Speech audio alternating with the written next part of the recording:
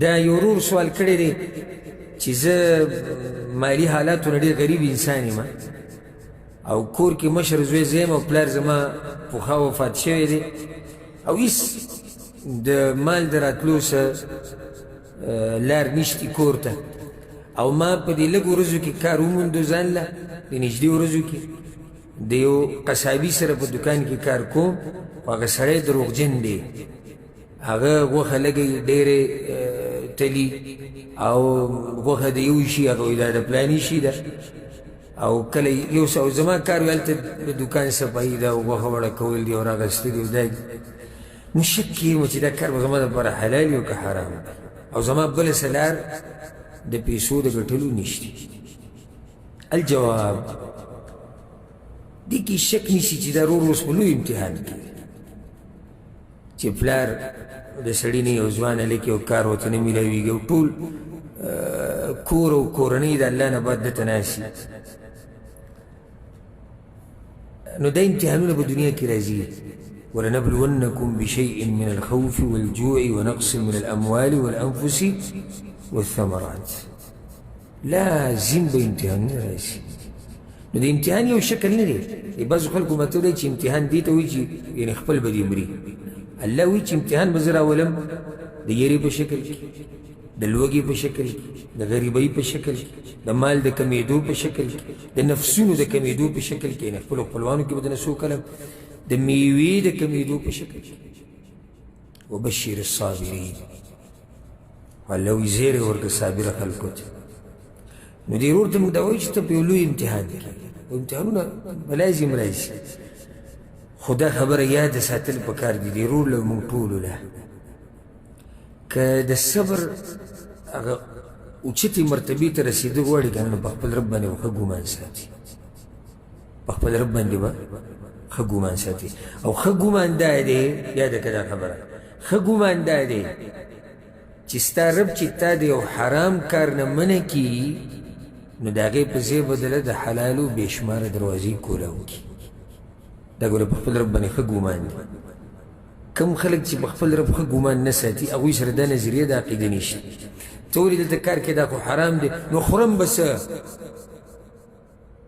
دی په خپل رب بدګمانه دی که نه دی؟ دی ته د خپل رب په باره کې سم دا سوچ کوي چې هغه ته منع کړی چې دا کار مه کوه دا حرام دی او دغه رب به بیا ستا مرسته نه کوي چې ته کړې دا پرېږده. په خپل رب ښه ګمان، ښه ګمان. ومن یتق الله یجعل له مخرجا، څوک چې له الله نه یېرېږي او په هغه ښه ګمان ساتي الله به له یو لار پیدا کړي د سختو نه د وتو. ویرزقه من حیث لا یحتسب، د دې ځینه به د رزق ورکړي چې ده به ګمان کې هم نه راځي. بلکې یو حدیث ته بیانوم، ډېر ناشنا حدیث ته امام احمد راوړی چې یو صحابي وایي یو ورځ پیغمبر صلی الله علیه وسلم راغی زما د لاسې ونیو فجعل يعلمني مما علمه الله، نو د هغه علم نه ما ته څه ښوو کوم علم چې الله پیغمبر له ورکړی نو یو یې راته ده وښوه. یاده کړئ دا ښه ويورث دوهو إنك لن تدع شيئا اتقاء الله عز وجل إلا أعطاك الله خيرا منه. وإذا خبر يادك قوله إذا ما دلاسي ولا ما تقول شيء قوله يادك ككلا تمت يوشي بريدي دا الله دا يري دلاسة الله بدل داقين غورا دلك. دا هو شيء خبره يعني سړی په خپل دا ګمان نه ساتي. اوس د نشي سامان خرڅول څه دي؟ حرام دي که حلال دي؟ حرام. یو سړی لګیا دی د نشي سامان خرڅي دوکان کې کار کوي په تنخواه باندې، ته دې ته سوچ وکړې ستا رب دا کار حرام کړی نو چې ستا رب حرام کړی او ته یې پرېږدي تا ته به د حلالو دروازې نه کولاوی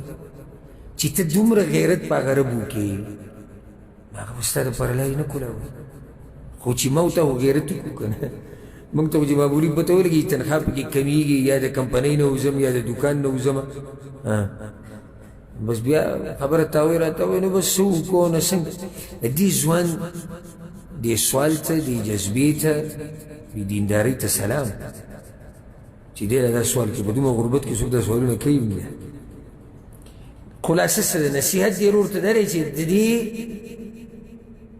دوکباز سره د دې دروغجن سره د دې قصابي سره کار ستا ناروا دی. ولې ناروا ده د ده په مخ کې کېږي هر څه او ګوره دا نصیحت زما که چېرته زما دا بیان دې قصابیانو ته او دې خلکو ته رسي دا نصیحت زما دې ټولو ته عام دی په دوی کې ګوره دوکهباز او دروغجن ډېر زیات دي ډېر زیات او به زموږ په ملکونو کې جري که نه که ته دا سترګې لس راوباسې که نه لس خلک وایي سترګې څلور کړي نه لسې کا بیا د سره به کوم دوکه کوي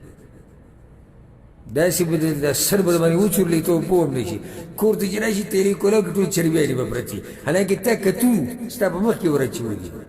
داسې ماهره دوکهباز وي دا په شتي به دغه وروڼو کې او څوک د مانه خفه کېږي نه که څوک قصابي نه ټول یو شان نه دي خو بیا هم ویم ښه په دغه سره یې وایم هېرېږو نه چا نه اکثر دروغجن الله نه هېرېدونکي پکې لږ دي تاسو خبره زما صحیح ده که غلطه ده لکه تاسو سره چې سره دا دوکې هلته نه شي دا خو عامې کېږي او برو به ناسي چې څوک ورته ښکاري چې چاته ښکاري نو اوس نو دا درزو به شیان به دې ور واچي که ته غواړې او که ته نه غواړې دا پوزې ته په دې خاورو کې ککړه کا بیا به پکې هغه تا ته هغه څه اچوي چې هغه یې غواړي دا به پکې لازم لږ راځي نو د الله نه یره دې ورور ته موږ دا وایو چې ته د ده سره کار مه کوه اول دا وکړه پوه یې که که ویې منله یو ډېره ښه ده خپل کار ورسره کوه که ویې نه منله نو پرېږده الله به در بل څه کړي د دې نه ښه رزق درکړي الله څه وایي ولا تعاونوا على الاثم والعدوان د ګناه په کار کې د یو بل مرسته مه کوئ دا خو مرسته ده بله دا چې پیغمبر صلی الله علیه وسلم څوک ستاسو کې ناروا کار ویني نو څه وکړئ په لاس یې بدل کړي د لاس طاقت خو د نشته په ژبه یې بدل کړي نو نصیحت یې ورته وکړي که په ژبه نه کېږي فبقلبه په زړه سره دې کار ته دې بد وګوري چې دا غلط کار دی او دا ځای دی هغه ته پرېږدي والله اعلم